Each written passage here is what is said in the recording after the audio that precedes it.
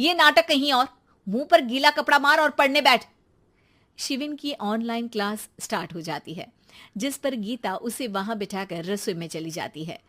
थोड़ी देर में उसे कमरे से कुछ आवाज सुनाई देती है, जिसे सुनकर वो कमरे में वापस आती है।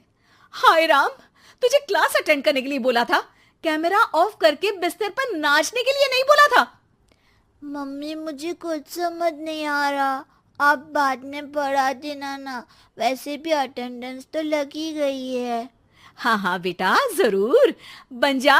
तू अभी से हम सबका बाप बन जा। अरे नहीं मतलब कहाँ से लाते हो इतना दिमाग, और पढ़ाई करते हुए ये चला कहाँ जाता है। नाइस क्वेश्चन, दिमाग से पूछकर बता दूंगा। शिविन की बातों से परेशान होकर गीता उसे मारने के लिए जैसे ही आगे बढ़ती है, तभी वो कमरे से बाहर भाग जाता है। अब शिविन आगे आगे और गीता हाथ में चप्पल पकड़े उसके पीछे पीछे पूरे घर में दोनों घूम रहे होते हैं। इसी बीच वो रोहन के पास पहुंच जाता है और शिविन को मारने वाली चप्पल रोहन के लैपटॉप पर जाकर गिरती है। ओए माँ!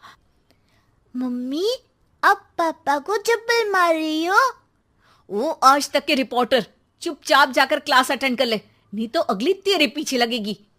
इस पर शिविन वहां से चला जाता है, जिसके बाद रोहन गीता से कहता है, इस सर्कस के लिए कुछ बोलना चाहोगी? अरे क्या करूं, जब से तुम दोनों घर में रहने लगे हो, घर अपने आप ही सर्कस बन गया है और मैं तुम्हारी नौकर।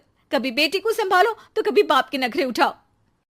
इन्हीं सब उथल पुथल में दिन बीतते रहते हैं, जिसमें हर रोज घर के अंदर कुछ नया सियप्पा खड़ा मिलता है, जो ज्यादातर शिविन और रोहन के ऑनलाइन स्कूल और ऑफिस से रिलेटेड ही होता है।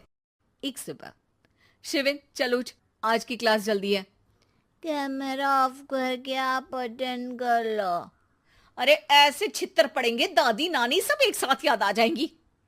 गीता की लाख मशक्कतों के बाद क्लास तो खत्म हो जाती है, लेकिन उसके बाद शिविन फोन इस्तेमाल करते हुए इंस्टाग्राम रील बनाने लगता है।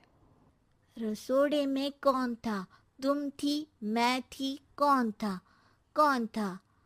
हाँ, मैं गरीब हूँ, मैं गरीब हूँ। अरे ओ गरीब के बेटे, आजा, मैं बनाती हूँ तुझे गरीब। मैं बताती हूँ रसोड़े में कौन था।